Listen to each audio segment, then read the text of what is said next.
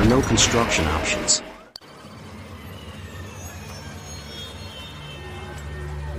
This model took 2.5 years to create. It's assembled from 55 small parts. It's been uploaded to the Mac Word site for download. We're using PolyMax PLA filament for this build, printed on a Flashforge AD5M Pro 3D printer. As you can see, the print quality is excellent. Without further ado, let's get started.